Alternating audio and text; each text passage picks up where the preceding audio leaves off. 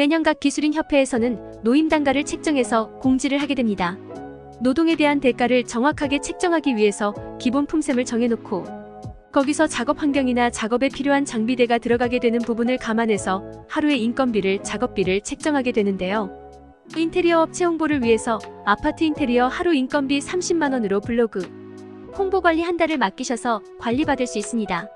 내 월급 빼고 다 올랐다는 말이 이제는 말해봐야 입만 아픈 시기가 되었습니다. 전부 올랐습니다. 전부를 통틀어서 두 가지만 안 올랐습니다. 내 월급과 내 주식. 왜 안 오르는 걸까요? 아시는 분은 댓글 달아주세요. 금리 상승의 요인과 경기 침체에 대한 불안감 상승으로 부동산 경기가 침체기를 이어가고 있으며 사회적으로 사기가 기승을 하고 있어서 이왕 상황이 안 좋으니 이사는 못 가겠고 인테리어를 통해서 분위기를 바꿔서 생활을 해보자는 소비자들이 늘어가고 있습니다. 부동산 경기는 침체기에 있지만 인테리어 경기는 점점 추세가 높아지고 있고 이왕 하는 거 시대의 흐름에 맞게끔 내가 원하는 취향에 맞게끔 잘하는 인테리어 업체를 찾아서 작업하고자 하는 소비자가 늘어나고 있는 추세에서 디자인의 능력도 중요하지만 작업 방법이나 결과물에 대해서도 퀄리티를 높은 시공업체를 찾기 위한 노력이 많아지고 있습니다. 돈이 안 들어가는 곳이 없습니다. 움직이면 전부 돈이고 뭐 하려면 결국 돈이 문제입니다. 인테리어 업체를 찾아보는 이유도 그렇습니다. 그래, 인건비 올라간 거 이해하고 자재값 상승하는 거 이해가 되는데 그렇다면 내가 원하는 대로 공사는 가능한 건지 그런 능력은 있는 업체인지 검증하고 또 확인하고 시공을 맡기게 됩니다. 전단지 내용만 보고 인테리어를 맡기는 소비자가 요즘도 있을까요? 대기업 플랫폼들이 이제는 많이 나와서 웬만한 디자인이며 시공 견적에 대해서는 많이 오픈되어 있는 상태입니다. 이제는 시공 능력의 검증이 제대로 된 곳에서 내가 원하는 디자인의 사진을 보여주고 가능하냐? 작업이 되냐 안 되냐 그런 부분의 확인이 중요하며 그렇게 퀄리티 있게 작업을 하면서 얼마나 꼼꼼히 빨리 가성비 좋게 작업이 되느냐가 중요합니다.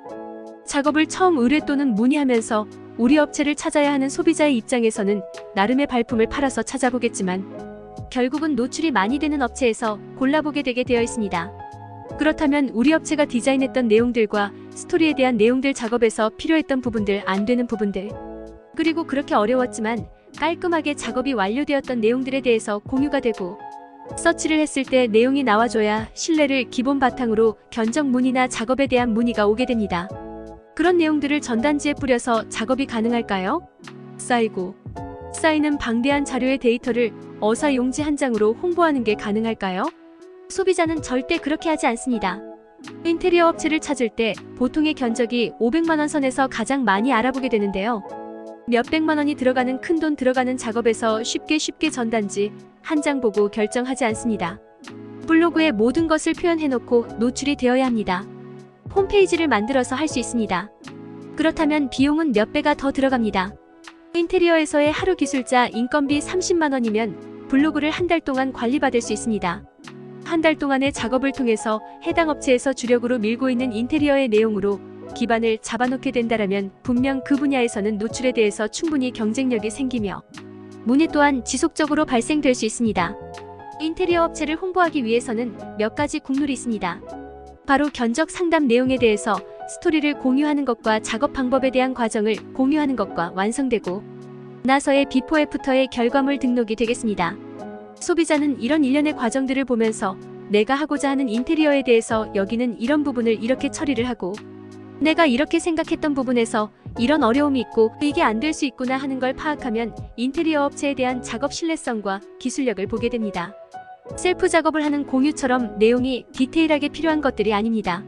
이런 내용의 포스팅에는 사례에 따라서 이렇게 될 수 있는 내용의 부분을 소비자가 보는 입장에서의 이해도를 업체에서의 작업하면서의 문제점들과 장단점을 공유하면서 단순하게 사진들만 보고 디자인에 적용을 원하고 바라는 것에 대해서 이해도와 업체의 기술력을 보여주는 방식으로 가면 됩니다. 작업의 결과물과 내용에 따라서 신뢰도가 생기게 된다면 당연히 해당 견적에서 의문을 품거나 의심을 하거나 하는 부분이 상쇄되기 때문에 당당한 견적이 가능합니다. 숨기고 잘 모르는 견적의 내용에는 꺼림직함이 많고 비싼 감이 있게끔 의심이 생기는 게 당연합니다.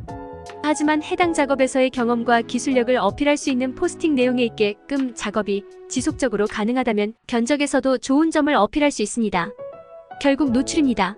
소비자가 원하는 키워드들을 선별하고 작업하면서 해당 키워드에서의 세부 키워드들을 관리하면서 키워드를 단단하게 짜임새 있게 포스팅 발행을 하게 된다면 클릭률은 당연히 높아지고 블로그 관리 지수도 높아지게 관리를 할 수 있습니다.